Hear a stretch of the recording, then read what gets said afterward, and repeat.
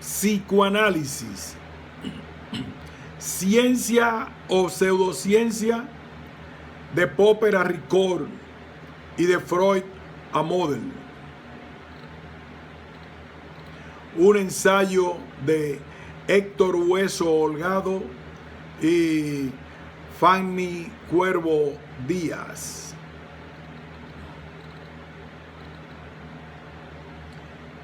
Introducción. ¿Qué distingue al conocimiento de la superstición, la ideología o la pseudociencia? La Iglesia Católica excomulgó a los copernicanos. El Partido Comunista persiguió a los mendelianos por entender que sus doctrinas eran pseudocientíficas. La demarcación entre ciencia y pseudociencia no es un mero problema de filosofía de salón. Tiene una importancia social y política vital, decía el matemático y filósofo de la ciencia, Imre Lakatos. La duda respecto a la naturaleza epistemológica del psicoanálisis y respecto a si puede considerarse ciencia o no se debe a dos cuestiones.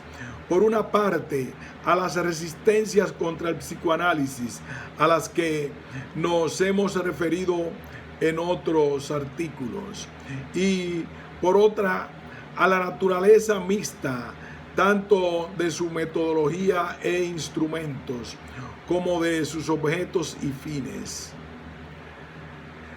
Es evidente que el psicoanálisis no se parece a otras especialidades médicas, como tampoco la psiquiatría, entre otras cosas, porque atienden a otras facetas de lo humano y porque mucho depende del concepto de ciencia y del concepto de psicoanálisis que sean utilizados.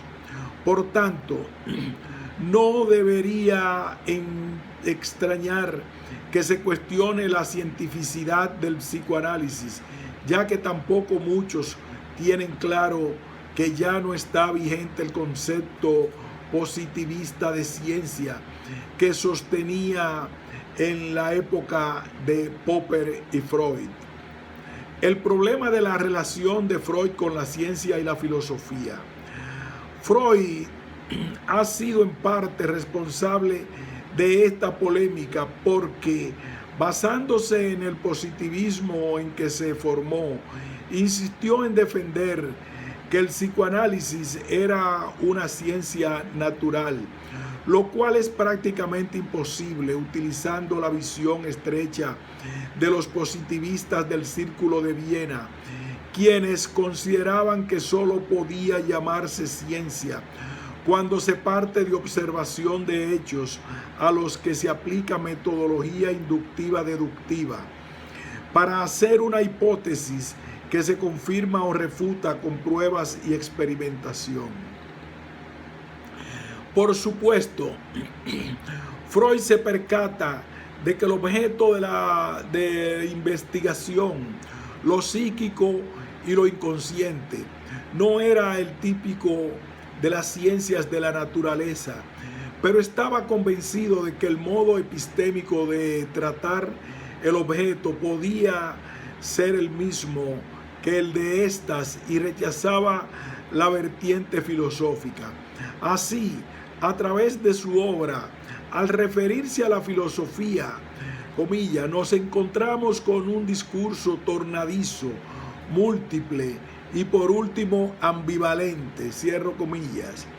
Paul Laurent Assun, psicoanalista y profesor de la Universidad de París, ha sido muy elocuente al señalarlo en un excelente libro en el que revisa exhaustivamente la contradicción freudiana, representada por sus múltiples referencias de filósofos, así como su continua insistencia en haber tratado de evitar ser influido por estos, y en el que describe los motivos que impulsaron a Freud a mantener distancia con la filosofía.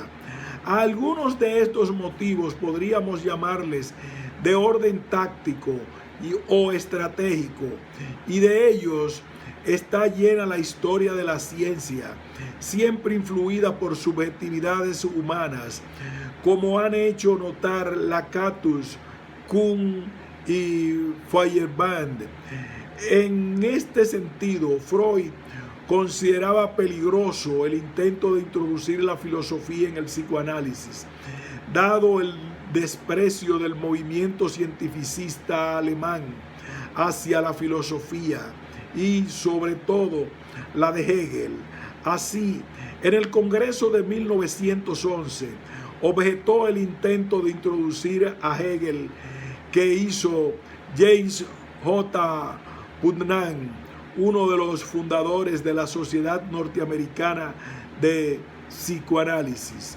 Asum recuerda que en su autobiografía, Freud dijo que las coincidencias del psicoanálisis con la filosofía de Schopenhauer y Nietzsche no podían atribuirse a su conocimiento de estos, porque los había leído en un momento tardío de su vida para conservarse libre de toda influencia, y lo repitió en 2 ocasiones de reuniones de la Sociedad Psicoanalítica de Viena en 1908, en las que se discutieron textos de Nietzsche, estando presentes 2 conocedores de su obra como Adler y Rank. Pero, como apunta Asum, esto no resulta del todo creíble, pues Rank se había incorporado al círculo de Freud en 1902 y seguramente le puso al tanto de sus semejanzas con dichos filósofos. Además, en la interpretación de los sueños, Freud citó una frase de Nietzsche, aun cuando ese mismo año, en la carta a Wilhelm Flies, le contaba que había adquirido la obra de Nietzsche, pero se resistía a leerla. Y todo esto sin entrar en la influencia que pudo tener sobre Freud Lou Andreas Salomé, íntima amiga de Nietzsche. El trabajo de Asum es extenso, metódico, documentado y no hace miramientos con la idealización, de modo que a él nos remitimos para no detenernos en este punto y poder continuar con la ubicación del psicoanálisis entre las ciencias. Definición y clasificación de las ciencias. A partir de la aparición de la ciencia moderna se propusieron diversas clasificaciones de esta, y ello se debe no solo a la pluralidad de criterios y objetos a los que atienden, de métodos e instrumentos y fines prácticos que se proponen, sino también a que las ciencias son constructos históricos que cambian según la época, contexto y los valores éticos, políticos, económicos, etc. Una de las clasificaciones más utilizadas es la que propuso en 1955 el epistemólogo positivista alemán Rudolf Carnap, uno de los principales representantes del Círculo de Viena. Clasificación sobre la cual se ha hecho posteriormente algunas modificaciones no muy relevantes y que, sintetizando, resulta como sigue. Ciencias formales, como la lógica y la matemática, que no se ocupan de hechos concretos y por tanto la verdad o falsedad de sus proposiciones no se obtiene de la experiencia. 2. Ciencias empíricas o fácticas, que se ocupan de hechos y por tanto la verdad o falsedad de sus proposiciones se obtiene de la experiencia. Estas se dividen en ciencias naturales y ciencias sociales. Segunda, ciencias naturales que estudian la naturaleza son la biología, la química, la física, la astronomía, la geología, la fisiología, la genética y otras. Segundo, B, ciencias sociales que estudian al ser humano, su cultura y su sociedad, y cuyo método depende de cada una de ellas. Son la sociología, la historia, la psicología, el derecho, la antropología, la economía, la administración, la ciencia política, la demografía y otras. Abordaremos dos tipos de epistemologías paradigmáticas.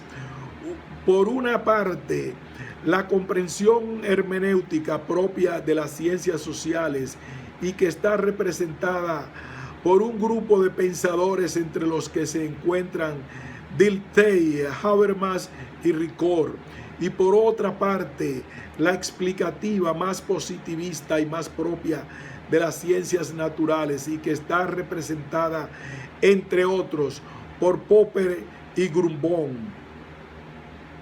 Comenzaremos con estos últimos por razones expositivas, ya que sus definiciones de ciencia son las más invocadas para descalificar al psicoanálisis. Karl Popper y la epistemología post-topperiana. Karl Popper nace en Viena en 1902 y por tanto, como Freud, inmerso en el positivismo o empirismo lógico de su época. Así, una de las ideas fundamentales que propuso Popper fue retomar los conceptos usados por Charles Peirce de falibilismo o refutación y de falsación como opuesto a verificación. En base a estos, propuso la demarcación de lo que llamó pseudociencia, como la filosofía, el psicoanálisis, el marxismo y la religión, de lo que podía definirse como ciencia, que para él era sólo aquello que pudiera ser refutable o falsable. Popper, aunque solo dedicase unas 25 páginas al psicoanálisis, ha sido constantemente invocado por aquellos que acusan al psicoanálisis de no ser científico, por no ser falsable. Sin embargo, sí lo consideraba una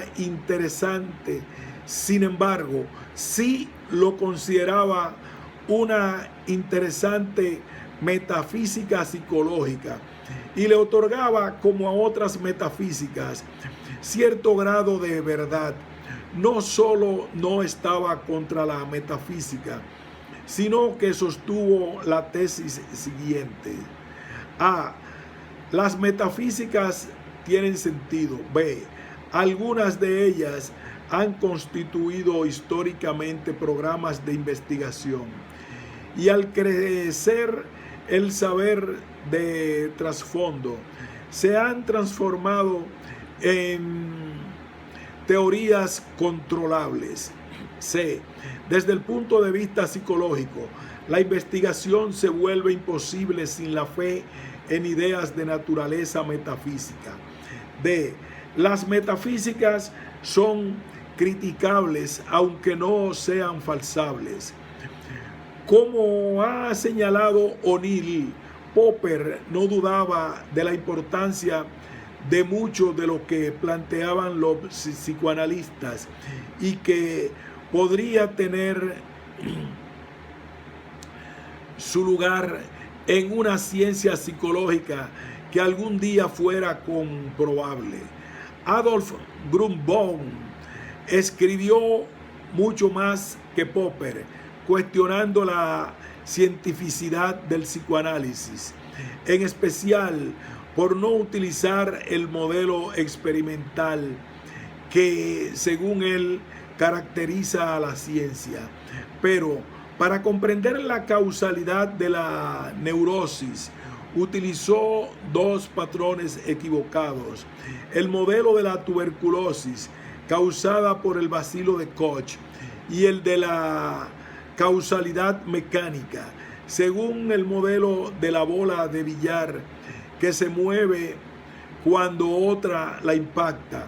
Estos modelos de causalidad constituyen un error clínico y lógico porque, como ha señalado el psicoanalista argentino Jorge Ahumada, Grumbón ignora las diferencias en la naturaleza de los objetos y los métodos de estudio, y porque su versión de la causalidad rige en sistemas cerrados mecánicos, no en los sistemas abiertos adaptativos de los seres vivos.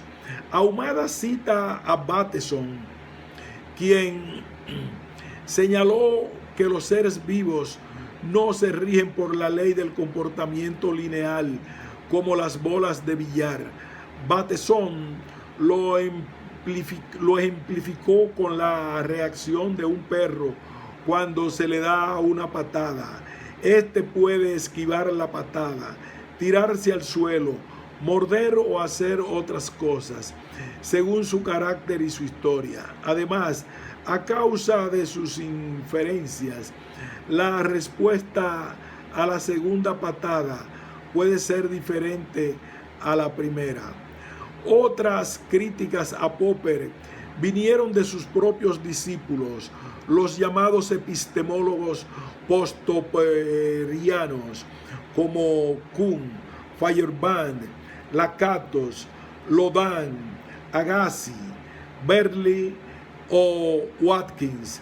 Tomás Kuhn le objetó su estrechez de criterios, ya que pocas veces los científicos actúan en base al falsacionismo.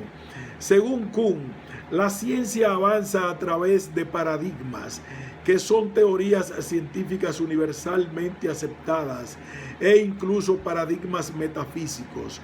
En su opinión, son múltiples las razones que producen el cambio de paradigma y no siempre son racionales ni científicas, pues, por ejemplo, pueden depender de idiosincrasias autobiográficas y personales, de la nacionalidad o la reputación del innovador y sus maestros.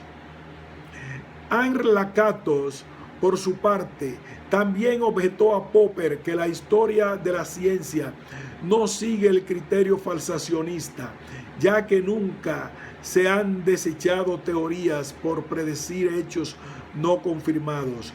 Por Lakatos, la ciencia es una competencia entre programas rivales de investigación, y aunque señaló que el psicoanálisis no anticipa nuevos hechos ni cumple el criterio de refutabilidad, dijo que tampoco lo hace la dinámica ni la teoría de la gravitación de Newton. Paul Feuerbach fue aún más radical al decir que no existe ningún método general para ampliar o examinar nuestro conocimiento y que la única descripción del progreso científico es que todo sirve. Su epistemología ha sido calificada de anarquista, pues ha señalado que no existen normas metodológicas que no hayan sido violadas y que incluso las violaciones son necesarias para el progreso.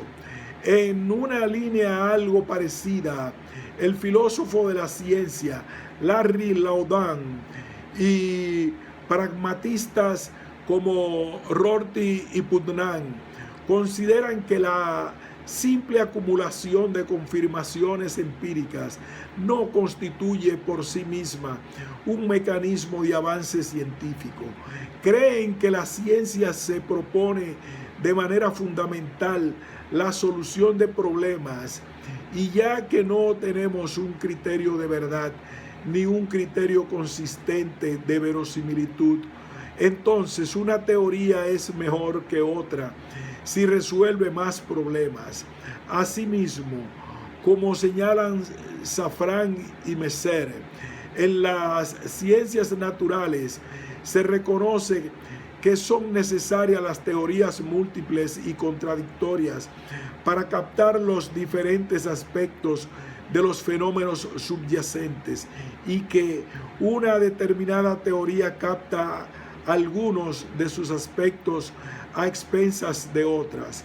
Más aún, los filósofos de la ciencia contemporáneos consideran que la ciencia evoluciona más por medio del pluralismo metodológico que por un grupo uniforme de procedimientos y criterios. Esta idea de pluralismo y complementariedad ha sido destacada desde la física atómica por Niels Bohr, quien estableció una analogía entre la complementariedad en física y en psicología. Ditei la explicación y la comprensión. Llegados a este punto, debemos abrir un paréntesis para explicar el concepto de hermenéutica y su relación con la ciencia, y en especial, como vemos, con las ciencias sociales. En este sentido, tradicionalmente la hermenéutica, interpretación del sentido de los textos, pasando por San Agustín y Lutero, se había centrado en la Biblia. Es a partir de las ideas de Kant que florece la hermenéutica, así como surge de su teoría de la subjetividad hacia finales del siglo XIX, el historicismo con su relativización del saber al contexto de una determinada época. Básicamente, la idea que sostenía el historicismo era que el objeto del conocimiento histórico es la individualidad de los productos de la cultura humana, mitos, leyes, costumbres, valores, obras de arte, filosofías, etc. Individualidad que se opone al carácter uniforme e irrepetible de los objetos de las ciencias naturales. Entre el grupo de los historicistas alemanes destacó Wilhelm Dilthey con su distinción entre ciencias naturales y ciencias del espíritu, o sociales y humanísticas. Las ciencias naturales se dedican a lo general y a las regularidades y sus hechos. Se presentan desde el exterior de manera que explican sus mecánicas y causas.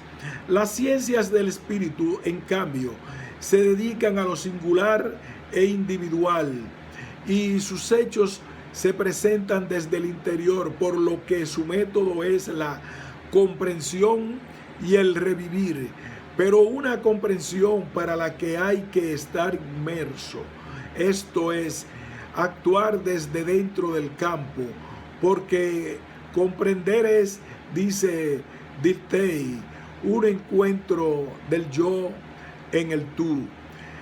En otras palabras, tal como hace el psicoterapeuta, el sociólogo o el antropólogo solo pueden estudiar al individuo, sus textos, su cultura y su historia, teniendo presentes sus propios valores, conceptos y prejuicios, para así empatizar, revivir y comprender los del objeto.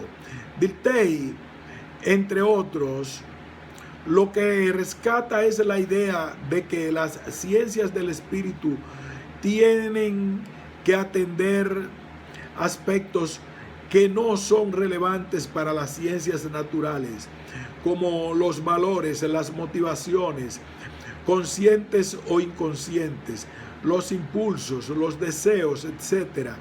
Y trató de establecer la hermenéutica y la comprensión como el método propio de las ciencias del espíritu, intentando desarrollar una metodología que diera categoría científica a estas, aunque no logró concluir esta empresa. Siguiendo esta estela, pero ya en la actualidad, Hilary Putnam, un influyente matemático, filósofo de la ciencia y filósofo pragmático norteamericano, que ha sido profesor en las universidades de Princeton, MIT y Harvard, se fue desprendiendo de la lógica positivista de su maestro Rudolf Carnap por considerar que no se puede reducir el conocimiento a la ciencia y que el humano es muy complicado para formalizarlo científicamente. Putnam considera que el entendimiento ganado por medio de ponernos en el lugar del otro, comprensión o empatía, es esencial en la formulación del conocimiento práctico. Con él concuerda Rorty. Putnam nos apremia a que renunciemos a la idea de que las ciencias naturales tienen un método distintivo, un método que convierte a la física en un mejor paradigma de la racionalidad que, por ejemplo, la historiografía o la jurisprudencia. Cierre comillas. Paul Ricoeur, el psicoanálisis y los filósofos de la sospecha. Como señalamos antes, un filósofo citado con el propósito de descalificar al psicoanálisis ha sido Paul Ricoeur, quien denominó a Freud, Marx y Nietzsche los filósofos de la sospecha. Si bien para él el psicoanálisis no era ciencia, sino una disciplina histórica y hermenéutica, su calificación de filósofos de la sospecha era precisamente eso, una calificación, no una descalificación, como algunos pretenden al citarlo. Para demostrarlo, citaremos ampliamente fragmentos del capítulo El conflicto de las interpretaciones, incluido en el volumen Freud, una interpretación de la cultura. Ricoeur se proponía la construcción de una gran filosofía del lenguaje y, como no renegaba de su condición de cristiano protestante, pensaba que creer era escuchar la interpretación. Por tanto, su propuesta principal era la interpretación como restauración del sentido, a la cual oponía la interpretación según la escuela de la sospecha, la de Marx, Nietzsche y Freud. Pero esta oposición no es una descalificación de los filósofos de la sospecha. Por el contrario, destacó la complementariedad de ambas interpretaciones.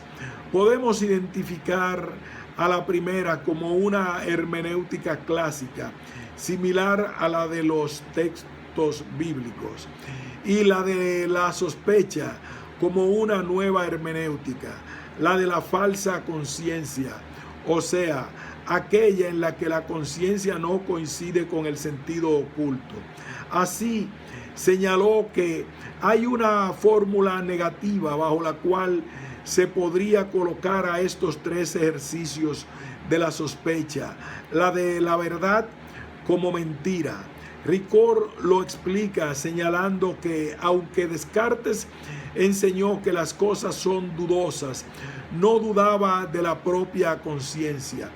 En cambio, desde Nietzsche, Marx y Freud se pasó de la duda sobre la cosa a la duda sobre la conciencia. Pero dice Ricoeur, también tienen una fórmula positiva. No son tres maestros del escepticismo. Los tres despejan el horizonte para una palabra más auténtica, para un nuevo reinado de la verdad, no solo por medio de una crítica destructor, sino mediante la invención de un arte de interpretar. A partir de ellos, la comprensión es una hermenéutica. Buscar el sentido en lo sucesivo ya no es deletrear la conciencia del sentido, sino descifrar sus expresiones. La categoría fundamental de la conciencia para los tres es la relación oculto-mostrado, o, si se prefiere, simulado-manifiesto. Lo esencial es que los tres crean con los medios a su alcance, es decir, con y contra los prejuicios de la época, una ciencia mediata del sentido, irreductible a la conciencia inmediata del sentido. Lo que los tres han intentado por caminos diferentes es hacer coincidir sus métodos conscientes de desciframiento con el trabajo inconsciente descifrado, que atribuían respectivamente a la voluntad de poder, al ser social, al psiquismo inconsciente. Los tres finalmente, lejos de ser detractores de la conciencia, apuntan a una extensión de la misma. Lo que quiere Freud es que el analizado,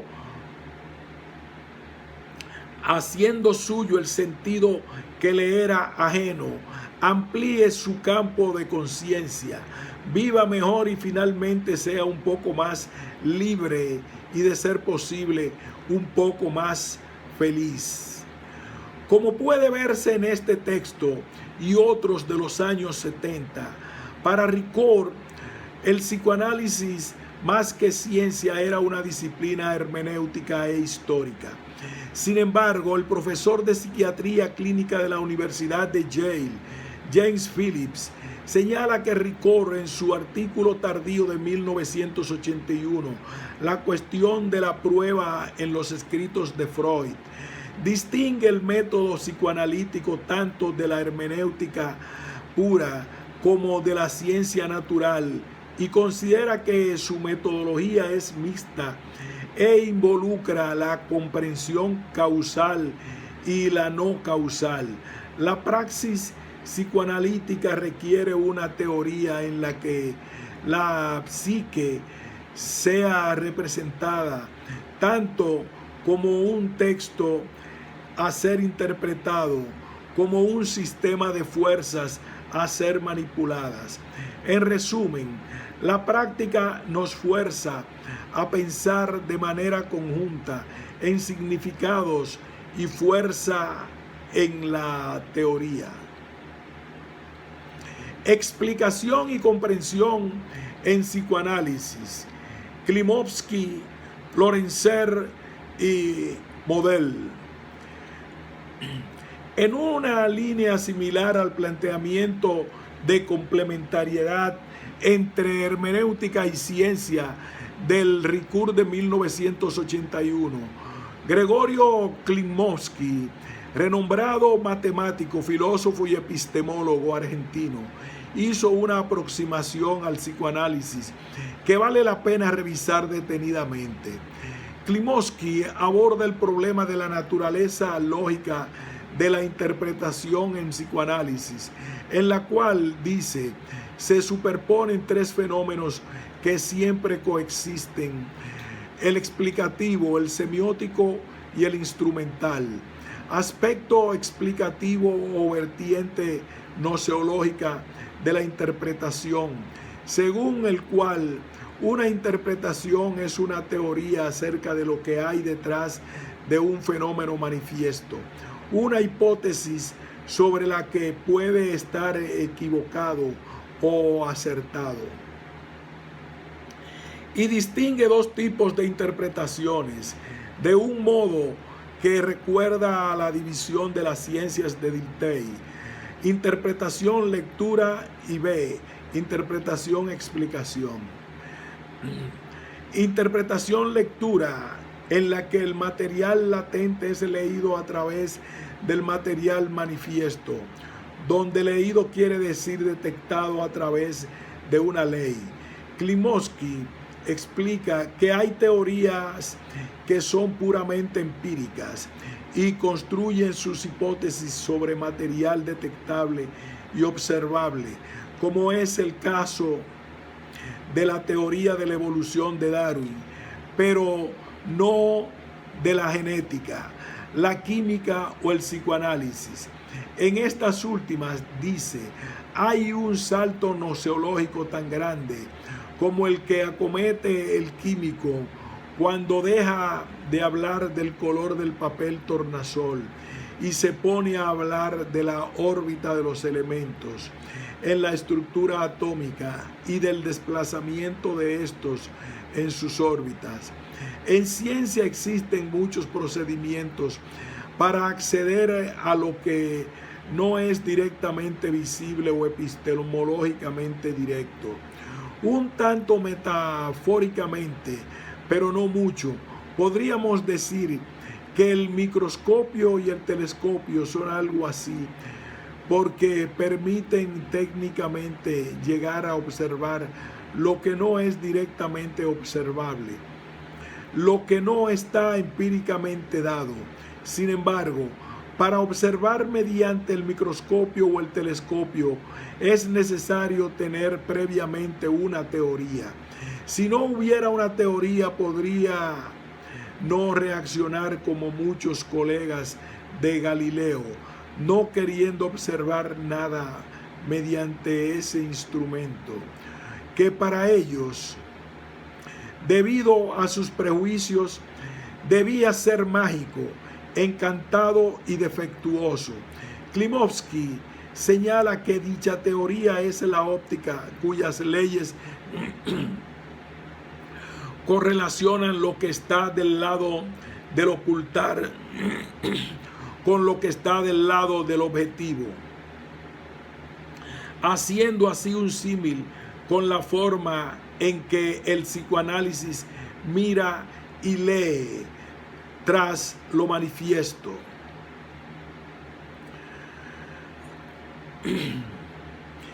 Interpretación, explicación.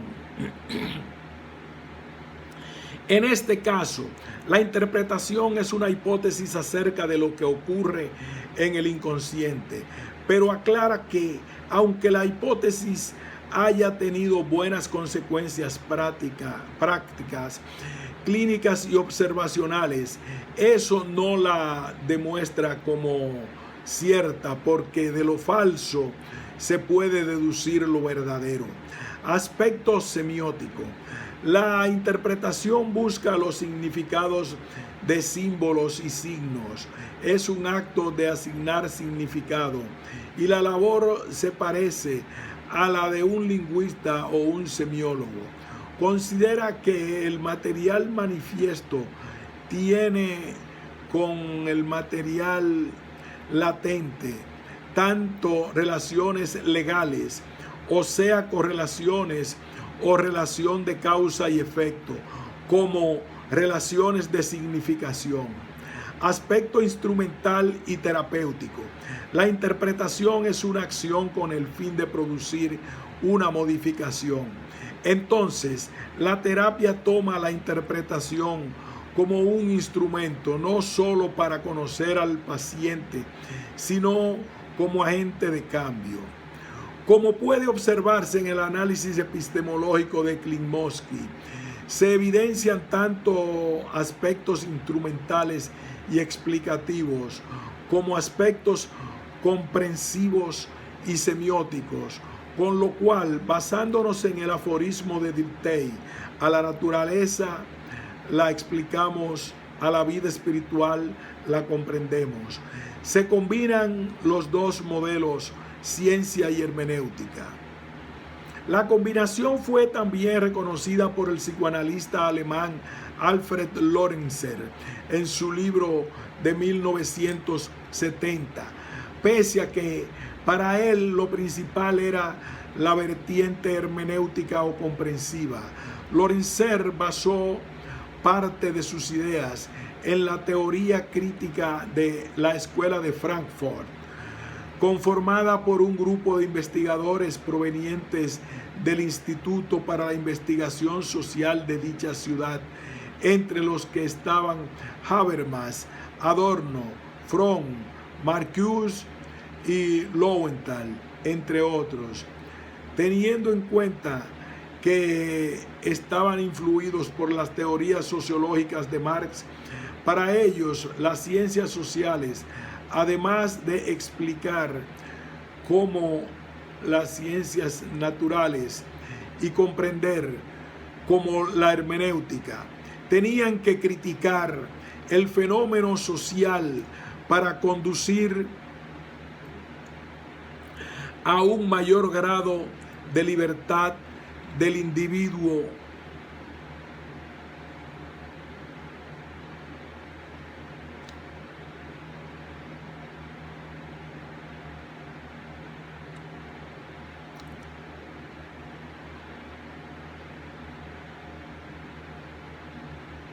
En tal sentido, considera fundamental el concepto de Wittgenstein de juego del lenguaje y cree que el inconsciente reprimido y la psicopatología tienen que ver con lo que llama desimbolización, que es la disgregación de la unidad del juego del lenguaje. Lorenzer apunta otra complicación.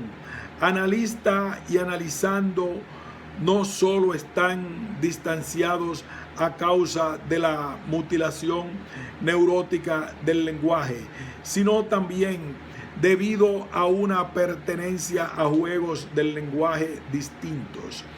Es por ello que considera que aunque el psicoanalista se asemeja al historiador que devela un texto de una época pasada, no se puede situar sin más en el marco de las ciencias hermenéuticas clásicas, puesto que el psicoanalista interviene, es observador participante y se incluye en la escenificación que hace el paciente por vía de la compulsión de repetición y la transferencia para restituir un juego de lenguaje destruido. Sintetizando, Lorenzer comparte con el francés Ricord y con Habermas la idea de que la psicopatología es la pérdida de la cualidad simbólica del discurso, a lo cual Habermas llama símbolos privados o desgramatizados, y cree que el psicoanálisis tiene como fin su reestructuración y resignificación hermenéutica. Como vemos, las ideas de los alemanes no están muy alejadas de las de los franceses Ricord, Lacan y sus discípulos, como tampoco de las de algunos psicoanalistas norteamericanos, en particular del grupo de discípulos de David Rapport, psicoanalista que organizó el grupo de investigación de la clínica Menninger en Kansas, entre los que estaban Hort, Klein, Gill y Schaeffer. Estos cuestionaron duramente la metapsicología freudiana y subrayaron que el psicoanálisis, a diferencia de la ciencia natural, se ocupa del sentido y no de la causalidad, razón por lo cual su metodología tendría que ser la del lenguaje y las humanidades y no la de la ciencia. Con ciertos matices, es lo mismo que piensan Lacan, Miller, Lorenzer, Hom, Rycroft, Clover, Erickson, Wilder y más recientemente algunos de los miembros de la llamada Two-Person Psychology, en expresión de Weilint, o del psicoanálisis relacional o intersubjetivo norteamericano, representado por Mitchell, Orange, Stolorow, Atwood, Bibby, Lachman, Fouché y otros. Por el contrario, Arnold Model profesor de psiquiatría en Harvard y psicoanalista de la Sociedad de Boston, no comparte esta visión lingüística y hermenéutica pura del psicoanálisis y afirma: Ricoeur entendió que el psicoanálisis era una disciplina hermenéutica, es decir, histórica, y negó que existieran hechos observables. Creía que el psicoanálisis no era ciencia. Habermas reconoció la dualidad entre lo histórico y lo científico en psicoanálisis, pero no admitió esta disyunción e intentó combinar o fusionar en su idea de las interpretaciones generales atributos de fenómenos históricos observados desde el interior con la cualidad de las configuraciones repetidas observadas desde el exterior. Me parece que el intento de Habermas no fue logrado. Model piensa que los hechos del psicoanálisis no se componen simplemente de palabras. Piénsese en las personas que emplean palabras para no comunicar nada y que utilizan el discurso para crear distancia, aburrir o distraer, sino de palabras que llevan una valencia afectiva. De este modo, cree que la empatía y la percepción inconsciente que el analista hace de los afectos del paciente, incluyendo los elementos procedentes de la interacción de transferencia y contratransferencia, son los instrumentos fundamentales de observación en psicoanálisis. Así dice, comilla, en psicoanálisis, la escisión cartesiana entre el observado y el observador no se puede mantener. Sujeto y objeto de algún modo se interpenetran, de manera que una relación subjetiva yo-tú reemplaza a la relación yo-eso, que es el modo de observación de la ciencia natural. La capacidad de conocer la psique del otro descansa en la más primitiva de las percepciones, la capacidad de conocer el estado afectivo de la madre y a la inversa, la capacidad de la madre de conocer el estado afectivo de su hijo. En este sentido, la capacidad de conocer el estado afectivo de otro precede a la adquisición del lenguaje y persiste después de esta. Entonces, afectos y simbolización son inseparables. Este punto de vista coincide con lo que hemos señalado en otro artículo sobre lo que dicen importantes investigadores de la temprana infancia como Meltzoff, Teberten y Stern, en cuanto a que las formas simbólicas de comunicación están construidas sobre formas presimbólicas que se inician desde el nacimiento y tienden a ser implícitas.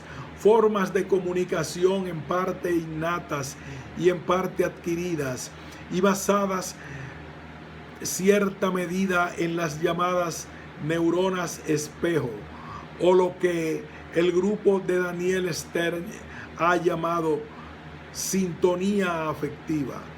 Model toma su modelo de Michael Polanyi, un físico químico y filósofo de la ciencia, que cuestionó que la ciencia consistiera en el descubrimiento de leyes naturales, impersonales, eternas y ajenas a la pasión del hombre.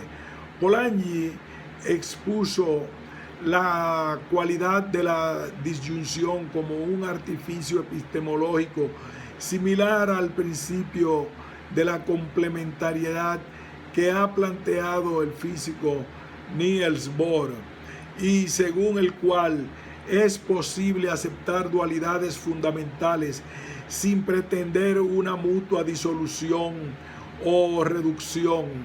Esto es, que un mismo conjunto de sucesos puede presentar variedades de coherencia y niveles de sentido diferentes que son esencialmente disyuntivos. Model considera que este principio resuelve lo que ha llamado la paradoja nuclear del conocimiento psicoanalítico. Aunque cada análisis es singular e irrepetible, se supone que las configuraciones semejantes que recurren en esas experiencias singulares consienten las generalizaciones. Model considera que hay dos categorías de hechos del psicoanálisis, según sea la relación del observador con lo observado. Cuando analista y paciente se conjugan en la relación yo-tú, los hechos del psicoanálisis son afines a los de las disciplinas interpretativas, es decir, hermenéuticas. Pero cuando el analista se sitúa también en la posición de un observador externo que busca categorías diagnósticas, categoriza formas de resistencia, individualiza configuraciones recurrentes, etc. Retrocede a la posición yo-eso, donde los hechos están preestructurados por obra de nuestras preconcepciones teóricas y metapsicológicas, sin las cuales no podemos empezar a pensar. Model está de acuerdo con Feyerabend en que el aprendizaje no va de la observación a la teoría, sino que siempre incluye los dos elementos, por lo que eliminar el conocimiento teórico llevaría al desconcierto. Así pues, Model propone adoptar el principio de la complementariedad, o sea, aceptar dos concepciones opuestas y contradictorias de la epistemología del psicoanálisis, siendo las dos correctas. Esto es, la complementariedad del sentido biológico y el sentido histórico. En tal sentido, señala, por ejemplo, que la estructura del carácter representa una amalgama inseparable de lo biológico y lo cultural. Habría que agregar que no solo en la personalidad y sus trastornos se aprecia esta amalgama, pues actualmente el concepto de epigenética, que apunta a la interacción de genes y ambiente, está siendo abordado en casi todas las patologías. Por ejemplo, en los trastornos afectivos y en la esquizofrenia, como recientemente han mostrado Stetka y Sariaslan. En este sentido, hay que admitir que la psiquiatría es diferente de otras especialidades médicas, y si el psicoanálisis no es una ciencia natural, también cabe preguntarse si la psiquiatría alcanza sus requisitos, si se aplicaran los criterios de Peirce y Popper de verificación, falsación y refutación, como se le exige al psicoanálisis. Quedaría muy cuestionada mucha de la evidencia supuestamente bien establecida en la psiquiatría. O mejor aún, cabría preguntarse si habría que concederle validez precisamente por lo mismo que habría que concederla al psicoanálisis, por la naturaleza mixta de su metodología, de sus instrumentos, de sus objetos, la persona y sus vicisitudes y sus fines, y porque lo mental es inespecífico y heterogéneo. Conclusiones. Hoy en día es difícilmente defendible que el psicoanálisis sea una ciencia natural como pretendía Freud. Sin embargo, un grupo de relevantes psicoanalistas como Horacio Echegoyen Jorge Ahumada y André Green insisten en que el psicoanálisis es una ciencia y se resisten a vincularlo a la hermenéutica, cuanto menos lo consideran una ciencia empírica y observacional, quizás de tipo social más que natural. Otros, como antes señalamos, consideran que su metodología tendría que ser la de la lingüística y la de las humanidades, pero no la de la ciencia. Entre ellos, aunque con ciertos matices, están Lacan, Miller, Schaeffer, y con un planteamiento mixto nos encontramos a Lorenzer, Hong, Ricofrot, Clover, Exxon, Walder, Mitchell, Orange, Stolorow, Atwood, Bibi, Lachman y Fouché. Por nuestra parte, coincidimos con el planteamiento de disciplina mixta, el principio de complementariedad que Model toma de los físicos Polanyi y Bohr, y el cual permite aceptar la existencia de la dualidad epistemológica del psicoanálisis, tanto como ciencia que se ocupa de causas y generalizaciones provenientes de la observación de hechos repetidos, como las resistencias, los mecanismos de defensa, la compulsión de repetición, el principio de placer y realidad, transferencia y contratransferencia, etc., así como ciencia del sentido, hermenéutica y lingüística, que da cuenta de lo singular e irrepetible de la relación, sin empeñarse en su mutua disolución o reducción, o sea, semejante a la hermenéutica, en tanto se buscan significados verbales, pero también no verbales y afectivos, y semejante a la metodología de otras ciencias empíricas, en tanto se buscan las múltiples causas de la psicopatología y la reestructuración de emociones, concepciones y mecanismos de defensa más flexibles y adaptativos. Ahora bien, no es esta multiplicidad de concepciones lo que lleva a dudar si el psicoanálisis es ciencia o pseudociencia. En buena medida, sí. El psicoanálisis no funciona como ciencia natural, porque éstas no atienden mucho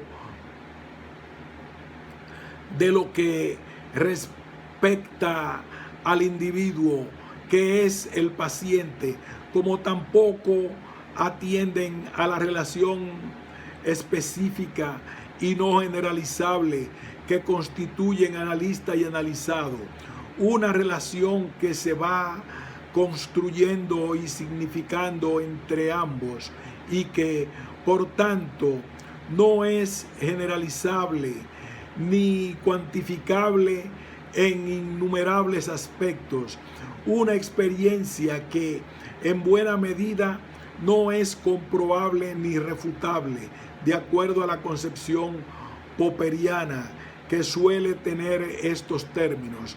Aún así, el psicoanalista Owen Rennick, apoyándose en filósofos pragmáticos como Rorty y Putnam, considera que el psicoanálisis es ciencia en tanto trabaja con una teoría pragmática de la verdad que se basa en que la interpretación de la resistencia se lleve a cabo como un procedimiento de testeo de hipótesis en el cual las inferencias puedan ser extraídas en conjunto por el paciente y el analista a partir de los hechos de observación al alcance de ambos.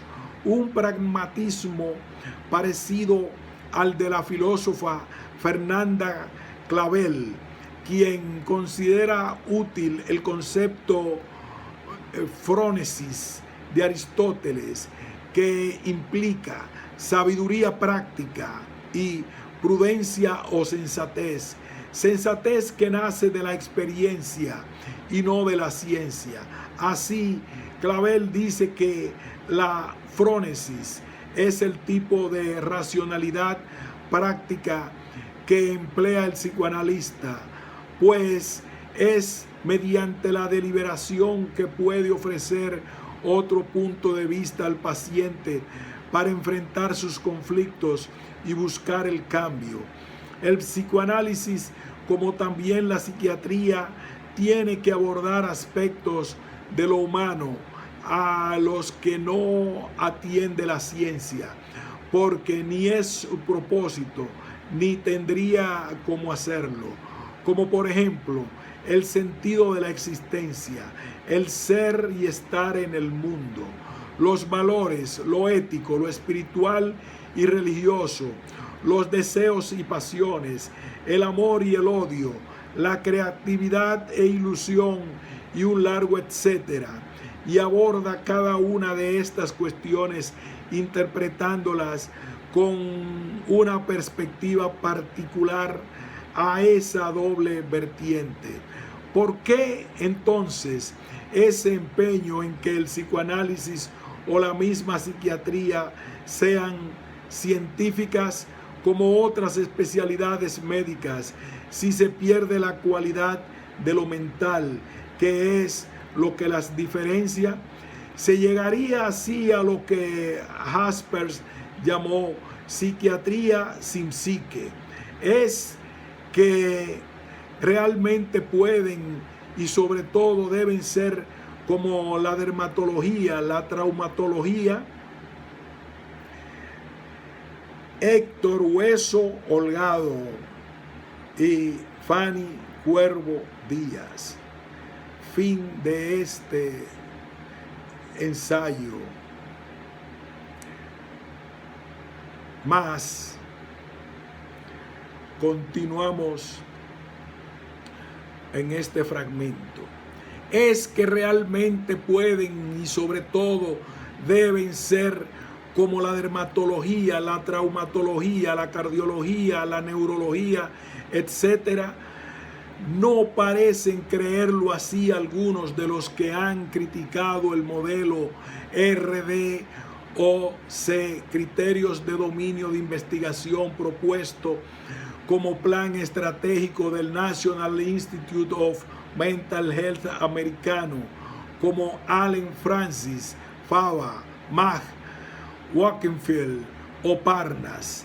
Tal vez se podría responder con la conclusión Klimovsky: si el psicoanálisis se desarrolla como ciencia madura, terminará por encontrar que los modelos que llevan al éxito son los que le son propios y no los que salieron por analogía con los de las otras disciplinas. El psicoanálisis se debe integrar a las otras disciplinas científicas, subordinándose a las exigencias generales del método, sin por ello abdicar de lo propio que hace a su particular idiosincrasia. Punto final.